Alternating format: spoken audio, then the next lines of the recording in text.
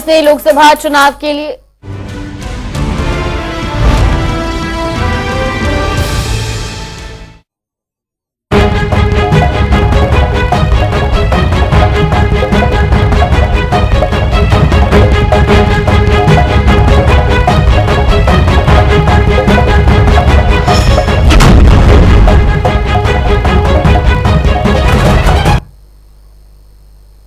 नमस्कार, जनता टीवी देख रहे हैं आप और मैं हूं आपके साथ जागृति खंतवाल। बुलेटिन का आगाज करेंगे बड़ी खबर के साथ। बड़ी खबर, बड़ी जानकारी देहरादून से।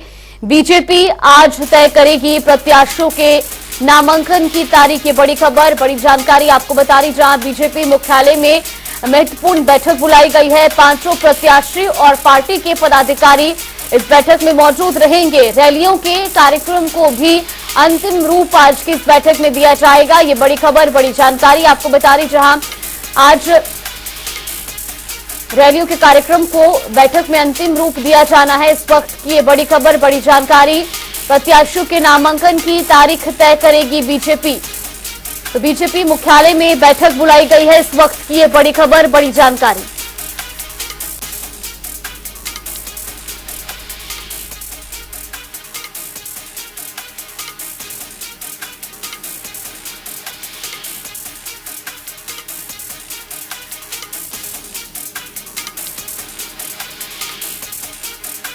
नामांकन की तारीख आज तय होगी। बीजेपी मुख्यालय में ये बड़ी बैठक बुलाई गई है।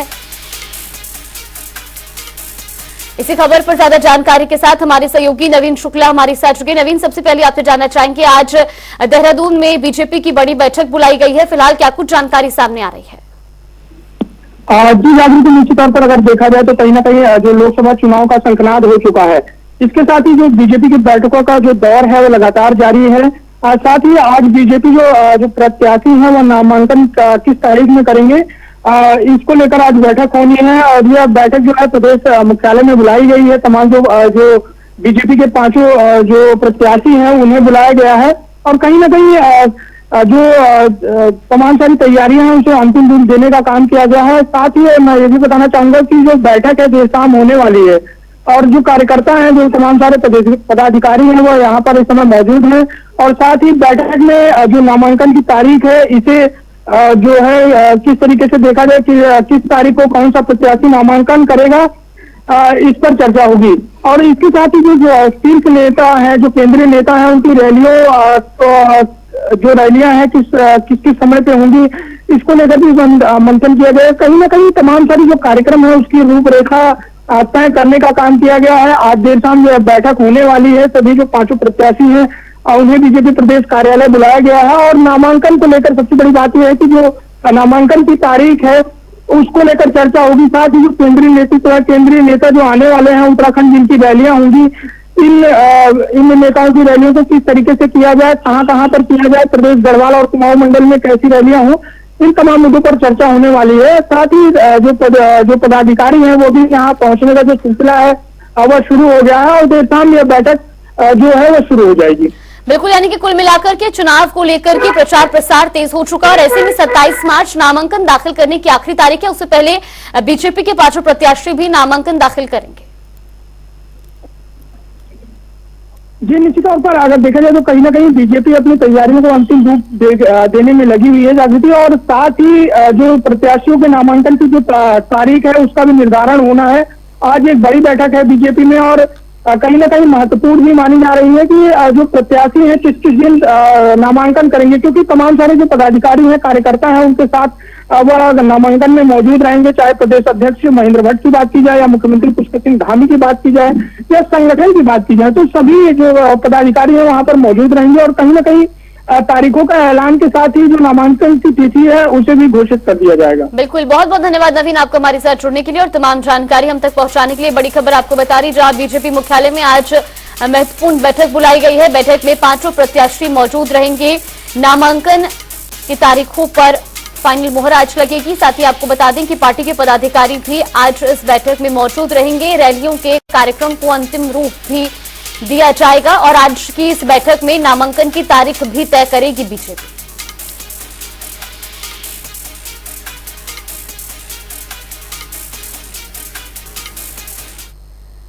और देहरादून से बड़ी खबर आपको बता दें, सूत्रों के हवाले से बड़ी खबर, बड़ी जानकारी। उत्तराखंड कांग्रेस में बीजेपी की बड़ी सेंधमारी, ये बड़ी खबर सामने आ रही है, जहां सूत्रों के हवाले से जानकारी आपको बता रहे, उत्तराखंड कांग्रेस में बीजेपी की बड़ी सेंधमारी की जानकारी फिलहाल सामने आ रही है। कांग्रेस के कई विधायक बीजेपी में शामिल हो सकते हैं, दिल्ली में इनकी ज्वाइनिंग होगी। साथ ही आपको बता दें कि कई कांग्रेस के सिटिंग विधायक बीजेपी के संपर्क में है। सूत्रों के हवाले से जानकारी सामने आ रही है, जहां बीजेपी के संपर्क में है कांग्रेस के कई पदाधिकारी। ये बड़ी खबर, बड़ी जानकारी, कांग्रेस के विधायक बीजेपी में शामिल भी हो सकते हैं।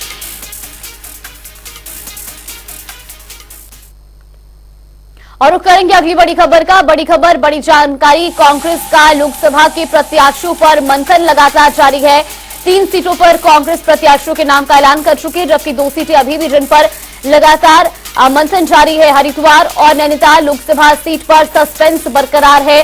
कांग्रेस अभी तक प्रत्याशी तय नहीं कर पाई है। उत्तराखंड में आगामी 19 अप्रैल को मतदान होना है। प्रत्याशियों के पास 1 महीने का ही समय बचा और ऐसे में कांग्रेस जल्द ही प्रत्याशियों का ऐलान भी करेगी। आपको बता दें कि 19 अप्रैल को होने वाले मतदान के लिए 27 मार्च तक नामांकन दाखिल करने की आखिरी तारीख है और ऐसे में हरिद्वार और नैनीताल लोकसभा सीट पर कांग्रेस के प्रत्याशी अभी तक तय नहीं हो पाए हैं। उम्मीद है कि जल्द ही कांग्रेस के प्रत्याशियों के नाम का ऐलान होगा। ये बड़ी खबर, बड़ी जानकारी, प्रत्याशियों के पास महज 1 महीने का समय अब है। इसी खबर पर ज्यादा जानकारी के साथ हमारे सहयोगी यशराज आनंद हमारे साथ जुड़ गए। यशराज, एक तरफ बीजेपी पांचों प्रत्याशियों के नाम का ऐलान कर चुकी है, लेकिन कांग्रेस में अभी भी 2 सीटों पर लगातार मंथन जारी है। ये सबसे बड़ी बात है और लोकसभा चुनाव के लिए ये अचंभित करने वाली भी बात है कि महज अब 1 महीने मात्र बचे हैं चुनाव में और अभी तक कांग्रेस के द्वारा 2 सीटों पर प्रत्याशियों की घोषणा नहीं की गई है।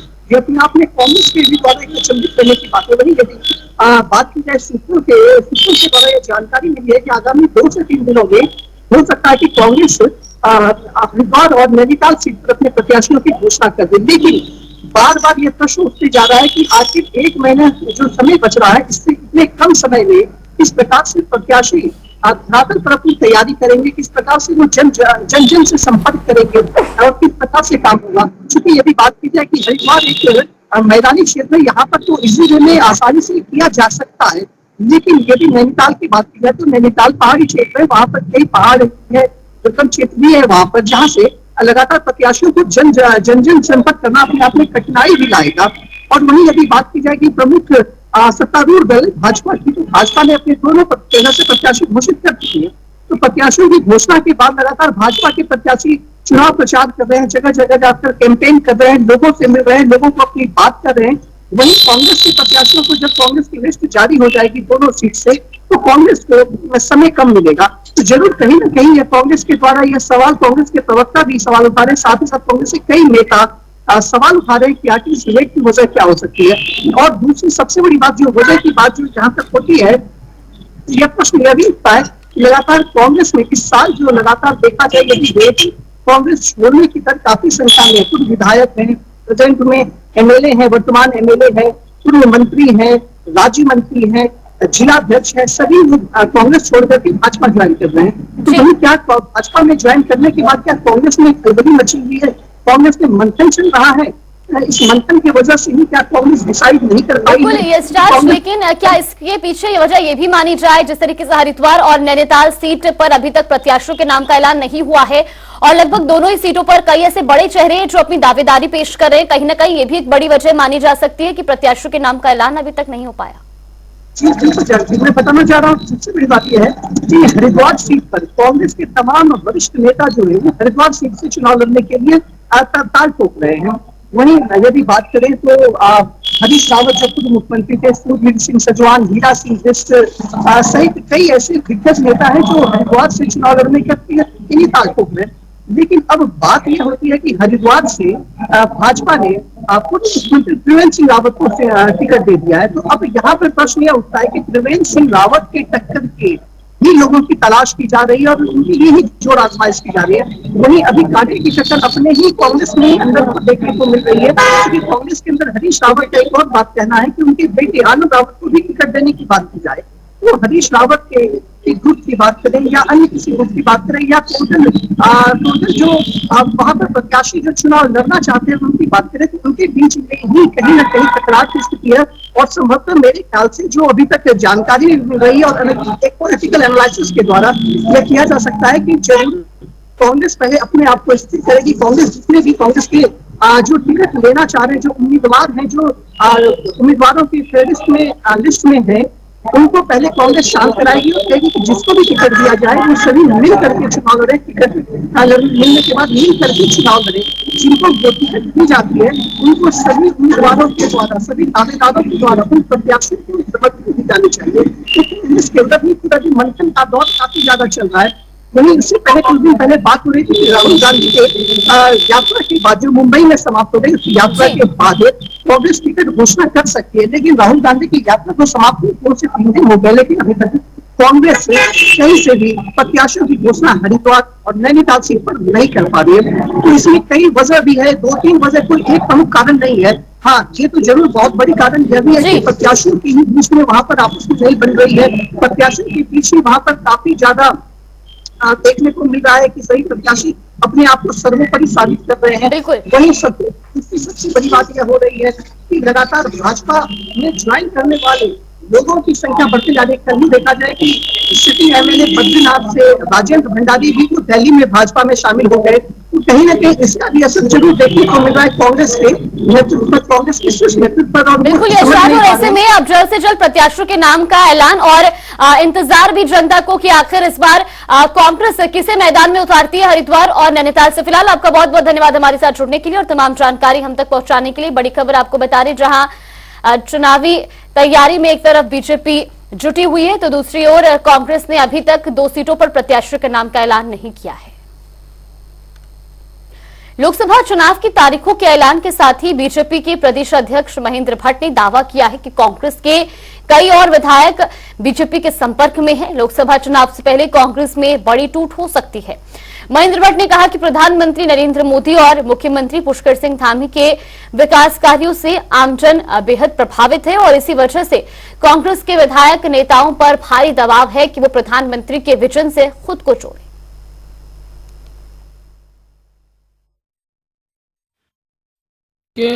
भारतीय जनता पार्टी के प्रदेश अध्यक्ष होने के नाते मैं इस बात को प्रारंभ से कह रहा हूं कि ऐसे अनेक लोग हैं जो आज मोदी जी के और माननीय पुष्कर धामी जी के कार्य से प्रभावित होकर देश के विकास में अपना योगदान देना चाहते हैं। और मुझे खुशी है कि मेरी विधानसभा, जहाँ का मैंने प्रतिनिधित्व किया और जिनसे मैं चुनाव हारा हूँ, एक बार मैंने हराया, इस बार उन्होंने हराया, आज उन्होंने भी भारतीय जनता पार्टी से हिस्सा लिया है और ये क्रम लगातार आगे बनता रहेगा। बड़ी संख्या में दूसरे दलों के अनेकों ऐसे वर्तमान सिटिंग एमएलए भी हो सकते हैं, पूर्व विधायक भी हो सकते हैं, जिनके क्रम बढ़ता चला जाएगा और लोग मोदी जी के साथ, पुष्कर धामी के साथ खड़े होने को तैयार है। आज ये भी खुशी की बात है कि पूरी जो लोकसभा है वो पूरी तरह कांग्रेस मुक्त हो चुकी है। तो वहीं देहरादून में बीजेपी के गोरखा प्रकोष्ठ की ओर से गोरखाली सम्मेलन का आयोजन किया गया। इसमें मुख्य अतिथि के तौर पर भाजपा के प्रदेश अध्यक्ष महेंद्र भट्ट, कैबिनेट मंत्री गणेश जोशी, टिहरी सांसद प्रत्याशी माला राजलक्ष्मी शाह उपस्थित रही। इस अवसर पर कैबिनेट मंत्री गणेश जोशी ने कहा कि गोरखाली समुदाय हमारे समाज का भिन्न हिस्सा है और हमेशा से ही समाज में उनका अतुलनीय योगदान रहा है। और उन्होंने क्या कुछ कहा, आपको सुनवाते हैं।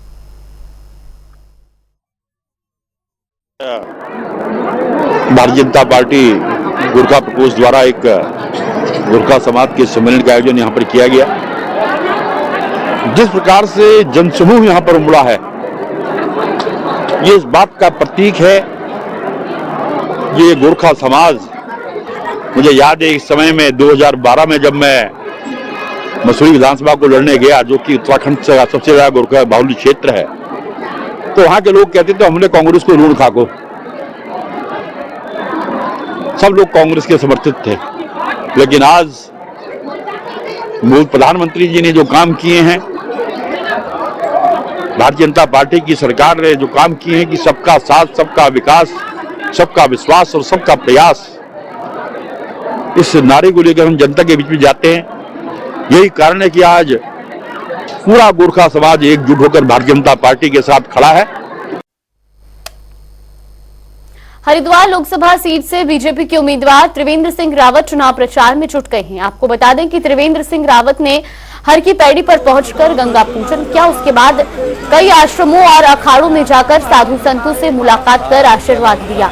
इस दौरान बीजेपी कार्यकर्ताओं ने भी त्रिवेंद्र सिंह रावत का जोरदार स्वागत किया और ये तस्वीरें भी आपको दिखा रहे हैं हरिद्वार।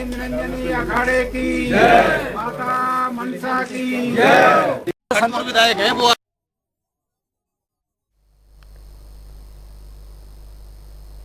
लोकसभा चुनाव नजदीक आते ही जहां बीजेपी ने एक तरफ तैयारियां तेज कर ली है, तो वहीं दूसरी तरफ कांग्रेस पार्टी बीजेपी पर लगातार हमलावर है। कांग्रेस के प्रदेश उपाध्यक्ष मथुरा दत्त जोशी ने कहा कि बीजेपी ने प्रदेश में जिन प्रत्याशियों को मैदान में उतारा है, उन्होंने 5 सालों में अब तक एक भी विकास कार्य प्रदेश में नहीं किए हैं। तो वहीं बीजेपी ने कांग्रेस को खुली चुनौती देते हुए कहा कि कांग्रेस अपने मुद्दों को लेकर जनता के बीच में जा सकती है। कांग्रेस को पता चल जाएगा कि जनता किस तरफ है और किसको वोट देना चाहती है।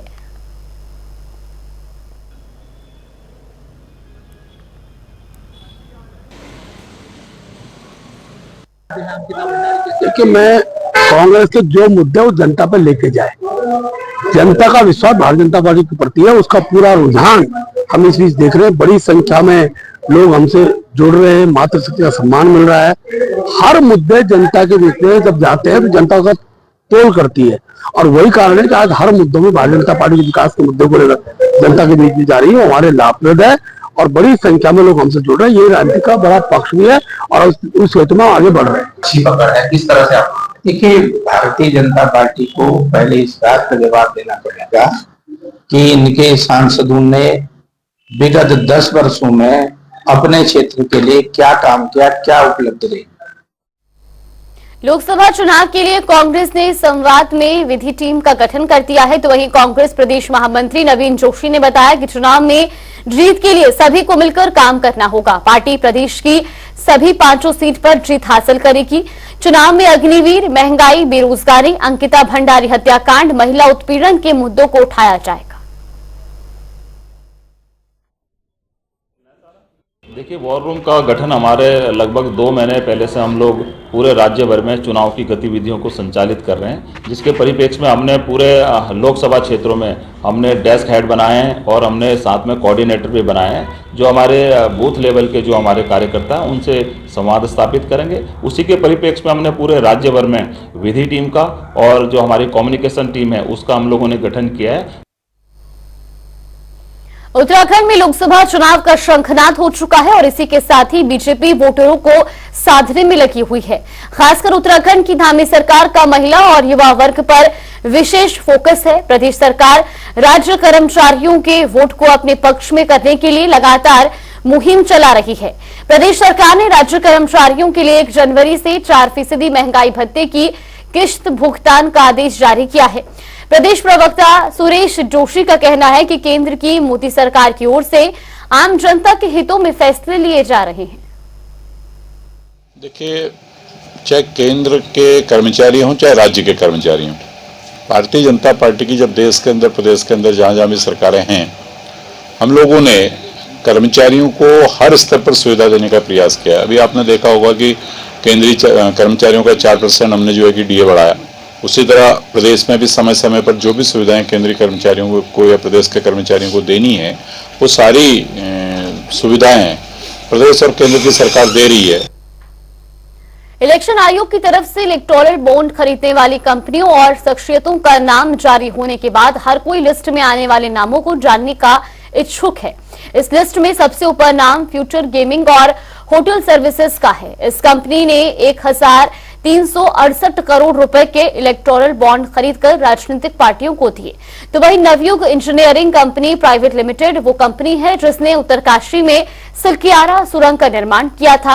अब नवयुग कंपनी का नाम सामने आने के बाद कांग्रेस ने बीजेपी पर जमकर आरोप लगाए हैं कि इतनी बड़ी लापरवाही होने के बाद भी कंपनी पर कार्यवाही न होना ये बताता है कि सरकार के साथ उसकी मिलीभगत थी। तो वहीं बीजेपी ने कांग्रेस की ओर से लगाए गए आरोपों को निराधार बताया और कंपनी के खिलाफ जांच हुई और कोई भी दोषी होगा तो उस पर कार्रवाई की जाएगी, इसकी भी बात कही। निश्चित रूप से उत्तराखंड उस दंश को भूल नहीं सकता जो सिरक्यारा टनल हादसा हुआ और जिसके अंदर 1 महीने से भी ज्यादा समय तक 47 मजदूर फंसे रहे और सारी कवायद के बावजूद भी सरकार निकाल नहीं पाई। रैट माइनर्स ने आकर जिस तरह से काम किया और मजदूरों को सकुशल बाहर निकाला तो राहत की सांस उत्तराखंड ने ली, नहीं तो बदनामी का एक बहुत बड़ा सबब सिलक्यारा टनल बनता। लेकिन जिस नवयुग कंपनी को उसका कॉन्ट्रैक्ट था और जिसकी कोताही और लापरवाही से ये टनल हादसा हुआ, उस पर आज तक भी कोई कार्रवाई ना होना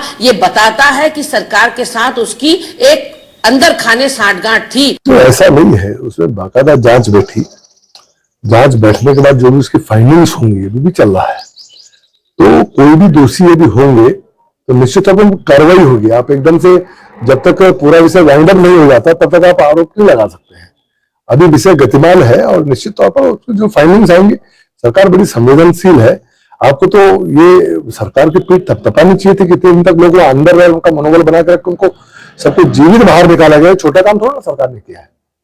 और वो समझ रहे हैं कि चुनाव का माहौल है, पूरे जनता में इस विषय को लेकर बड़े लोगों में उत्साह है कि इतना बड़ा काम भारतीय जनता पार्टी की सरकार ने किया, तो उस प्रभाव को कम करने की दृष्टि से इस तरह का आरोप लगा रहे हैं। लेकिन निराधार आरोप है, अभी जांच चल रही है, जांच चलेगी, जांच के बाद जो उसकी फाइंडिंग्स आएंगी उसके हिसाब से कार्रवाई होगी। थोड़ा वेट तो करें।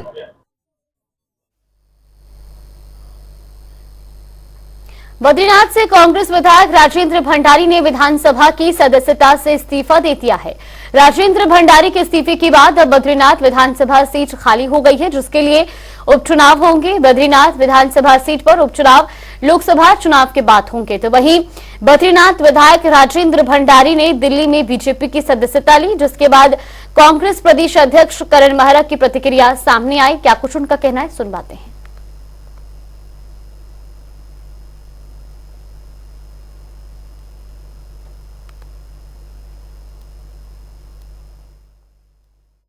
राजेंद्र भंडारी के अलावा भी कुछ लोग गए हैं और सभी के कुछ ना कुछ या तो दबाव के कारण है या लालच है। राजेंद्र भंडारी जी ने तो मौका पर इस्तीफा का इससे बड़ा उदाहरण कोई पेश ही नहीं कर सकता।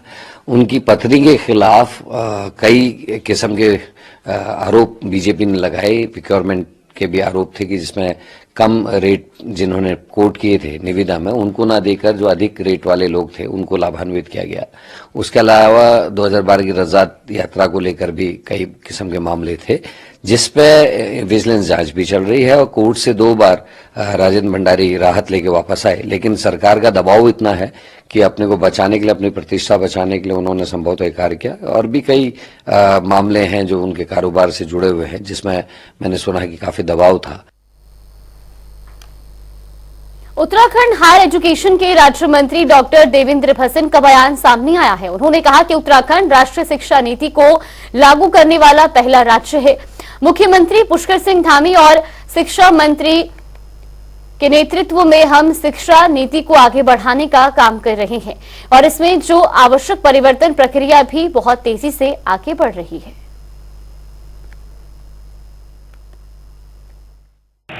राज्य में राष्ट्रीय शिक्षा नीति जो माननीय प्रधानमंत्री श्री नरेंद्र मोदी जी ने घोषित की है, उसको लागू करने वाला उत्तराखंड सबसे पहला राज्य है। और माननीय मुख्यमंत्री जी और माननीय शिक्षा मंत्री जी के नेतृत्व में हम शिक्षा नीति को भावना के अनुसार और शब्दों के अनुसार पूरी तरह लागू कर रहे हैं और इसमें जो आवश्यक परिवर्तन है उसकी प्रक्रिया भी बहुत तेजी से हो रही है। चलिए, बुलेटिन में फिलहाल के लिए बस इतना ही। यहाँ पे रुकते हैं छोटे से ब्रेक के लिए।